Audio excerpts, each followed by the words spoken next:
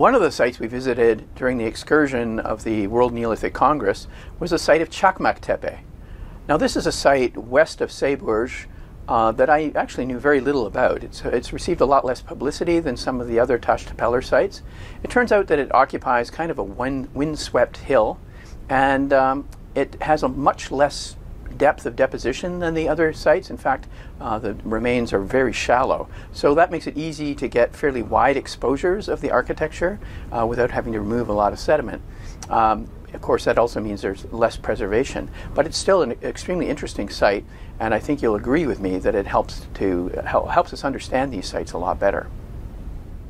After we boarded the buses at Ceburj, we only had to travel a short distance west along the highway before turning south along some very rural roads and then up a steep hill of the Fatih Mountains, where the buses parked. Then we had to walk the rest of the way across the windswept hilltop, about 300 meters northwest toward the excavations, which had started in 2021. Directing the excavations are Professor Fatma Şahin from the Çukurova University in Turkey and Professor Dr. Yutaka Miyake of the University of Tsukuba in Japan. This site is fairly small, probably less than 2 hectares, and very shallow. One of the first things we came across was the bedrock floor of an oval plan building about 16 meters across with post holes around the periphery. This building 10, though a few centuries older than the more famous Taştepeler sites, such as Göbekli Tepe, already exhibits the familiar round plan, but presumably had many wooden posts instead of the famous T-shaped stone pillars. However, that's not to say that the people who occupied this site were unfamiliar with carving limestone. As in the other Taştepeler sites, the floors of the buildings at this site are actually cut down into the bedrock, technically making them semi-subterranean, or pit houses. In addition to the holes cut in the bedrock, there are also numerous cut marks. Although this large oval building was not the only building of that type, most of the other buildings are smaller and sometimes more irregular in plan. Building 4 in area G7, for example, has a nearly pentagonal plan subdivided by low stone walls into several irregular spaces.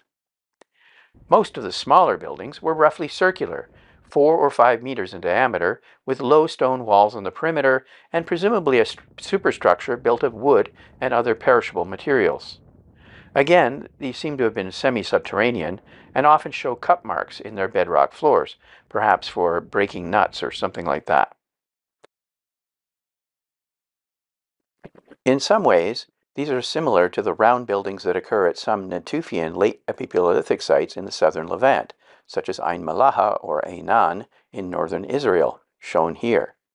They're also a little similar to the round buildings at the early Neolithic site of Halan Chemi, some 230 kilometers to the east of this site.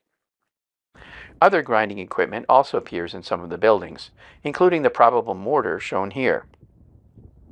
However, the floors were mostly devoid of artifacts, with most of the artifacts reportedly found in the post-occupation fill. Dr. Şahin and Miyake infer that all these buildings were intentionally filled in when they were abandoned. They note that rows of stones were often laid down as part of this fill.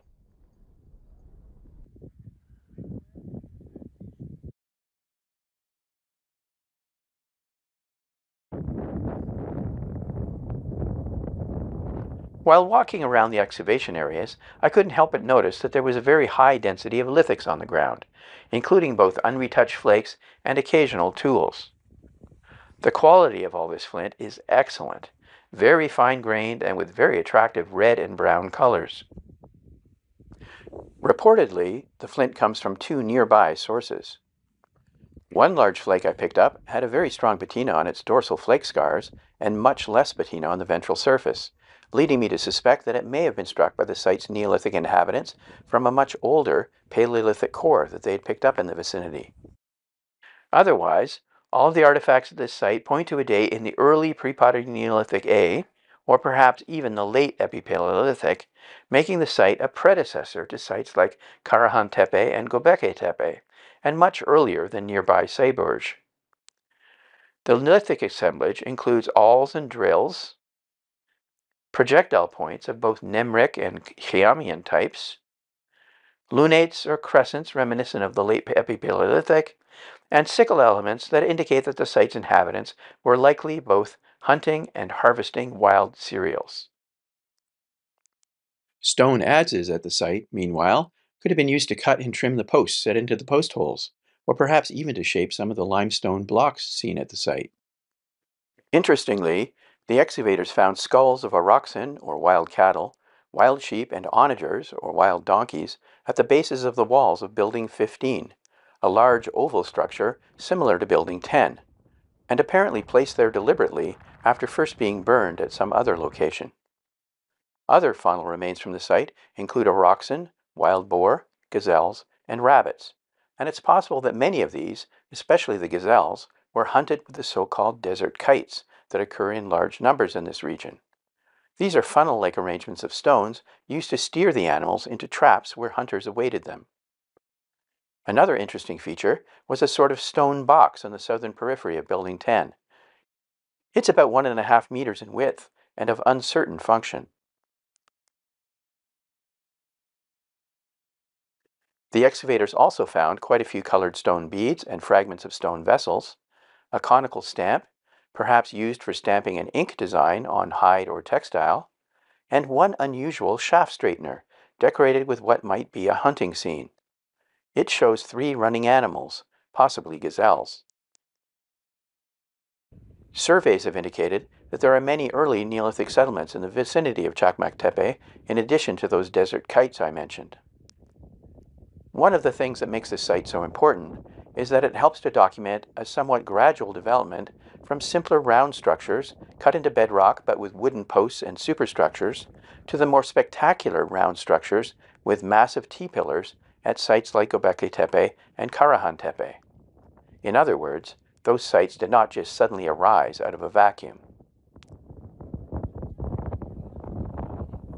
As our site visit drew to a close, we wandered back toward the buses so we could head to our next destination, the famous Göbekli Tepe.